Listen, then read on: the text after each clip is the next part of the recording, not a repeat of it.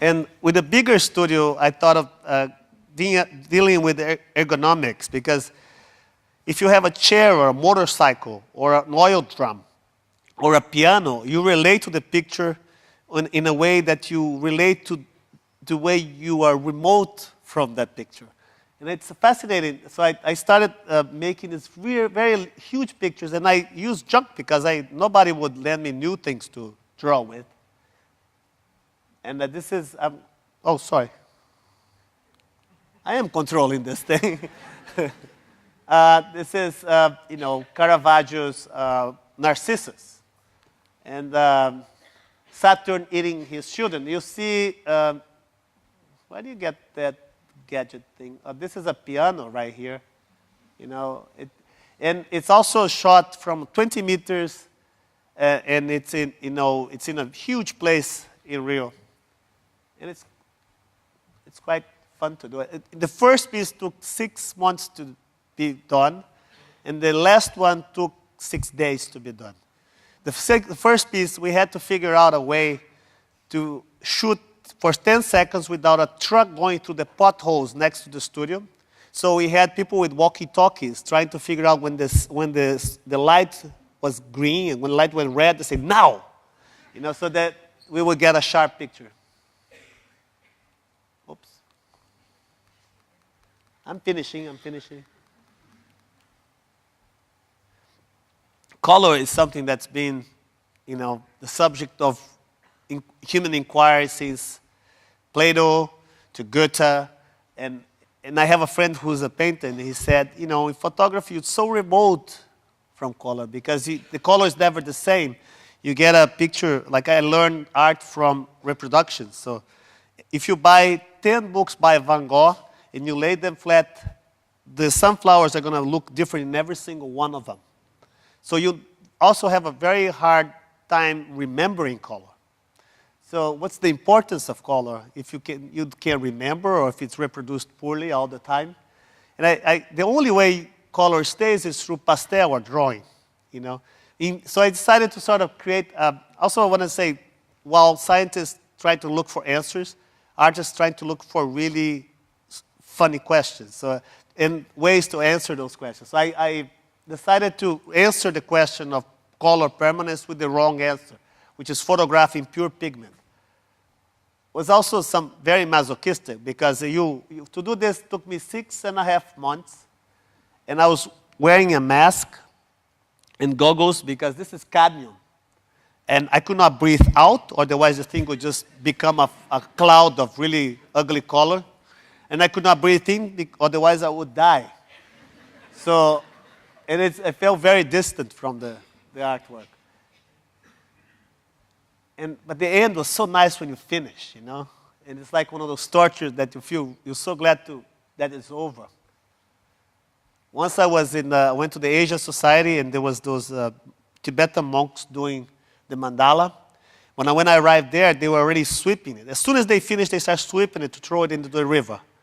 And I asked this monk, and I said, don't you feel bad that it took you so many weeks to do this, and now you're just throwing it away?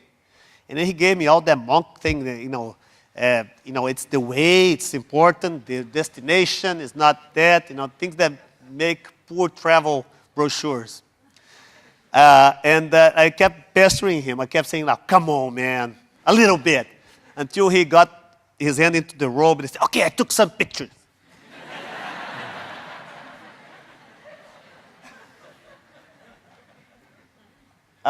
This is a spiral jetty.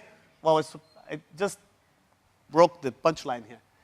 And it's something that I keep thinking, that in the 70s, people did these great sculptures in the middle of nowhere. And it's great that they're so far away, like Angkor Wat or Machu Picchu, because it makes you think about them. I never went to see spiral jetty because I'm afraid if I go there, it's too small. It'll destroy a great construct that I have in my mind about it. So I started to make them small, trying to figure out if I could just reproduce it in a model in the studio.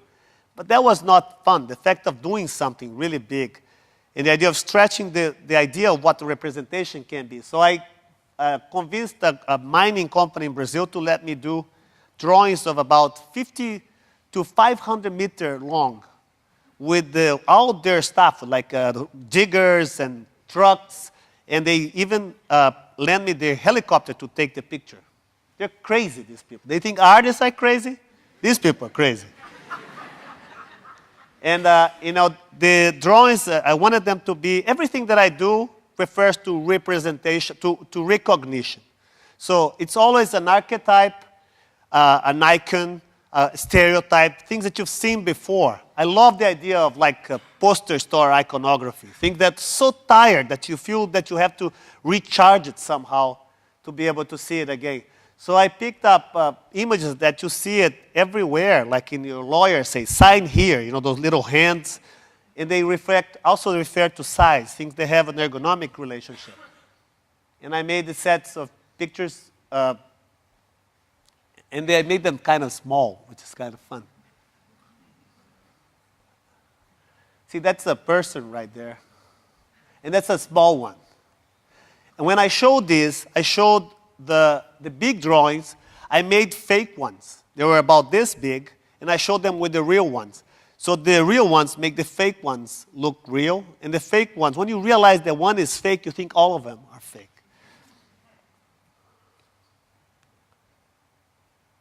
This is about, this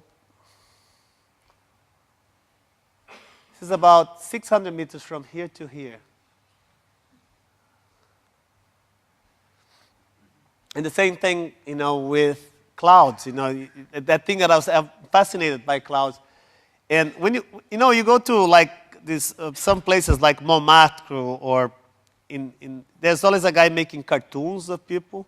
And there's like one guy, the victim there, being painted, being drawn. And there's like 10 guys behind the artist going like, wow, Because watching somebody draw is a fun thing, because making the way something becomes something. And then, but to elevate that to a broadcasting, like to do that in the sky. And you see things written, selling stuff on the sky, but when you see a cloud is something that you expect to see in the sky, but never in the form of a drawing. This is the first one I did it looked like a sombrero. But I learned a little bit more, and this is a good one. And this is over New York City in the spring of 2001, right before the World Tower, the World Trade Center incident. So this will never be done again.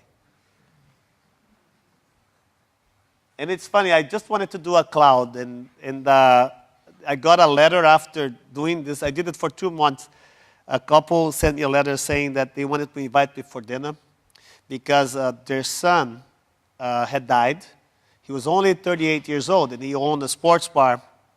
He was a little league, a baseball coach, and he was a very loved person in the baseball community in New York City. And when the cortege of his funeral was going to West Side Highway, everybody looked up and they saw this huge baseball glove.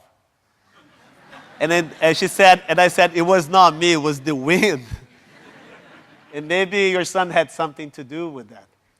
It must be because, that was done over South Beach in Miami, and it looks really phallic.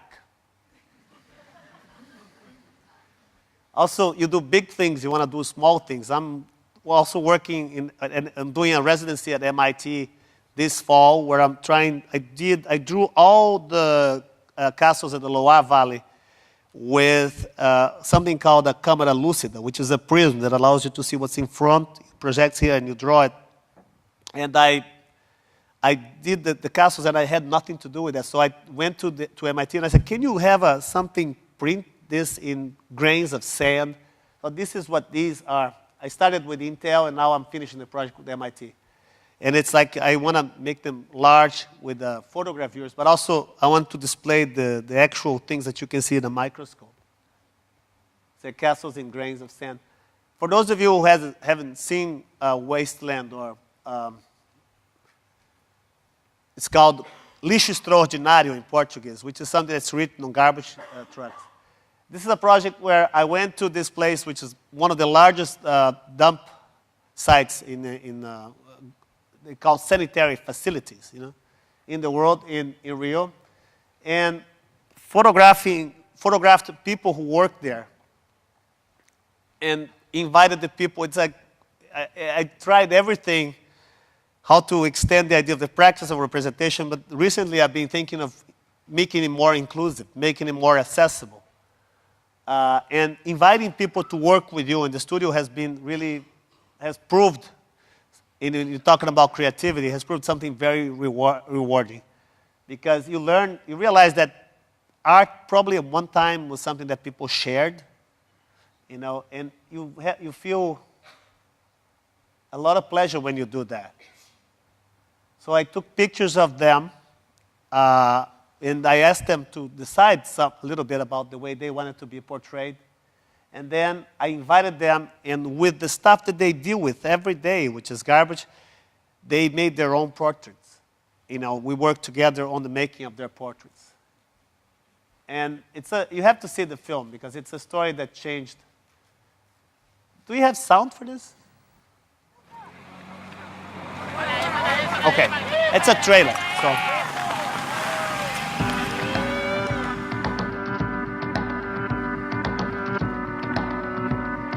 What I really want to do is to be able to change the lives of a group of people with the same material that they deal with every day. So, Vik, I didn't write that. Prazer. Eu queria fazer retrato dos catadores e o dinheiro todo da venda das fotografias iria reverter para fazer alguma coisa mudar aqui.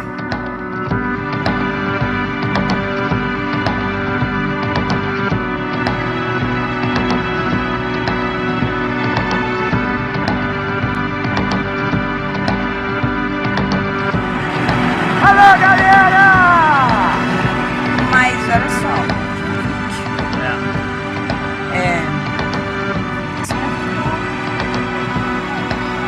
Aqui nesse lixo aqui eu invento muita coisa. E eu também me sinto muito bem aqui nessa água, nesse lixo. Aí vi que o Vik Muniz se sentiu no chorumada e estava escrito Príncipe de Maquiavel. Aí me deu uma neurose de ler.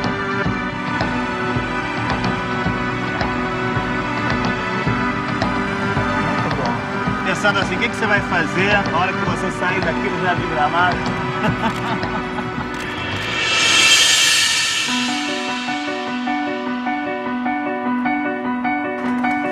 O momento onde uma coisa se transforma em outra é o momento mais bonito. Aquele momento é um momento mágico mesmo.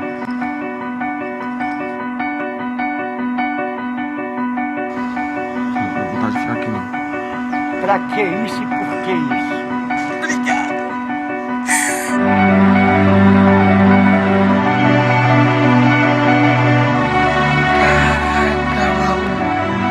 Nunca imaginei uma obra de arte.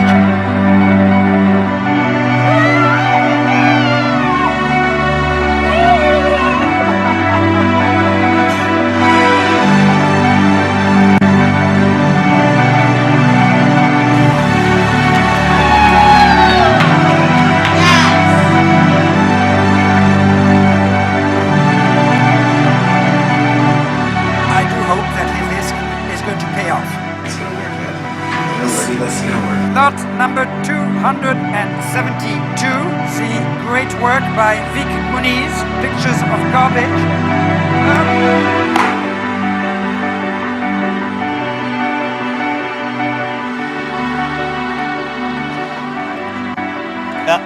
I have a lot more to show you, but we don't have the whole night to do it. And the film is actually on display at the Centro de Belém. It's in a room there if you want to go watch it. And a lot of the stuff that I wanted to show more here, it's also there. So thank you very much.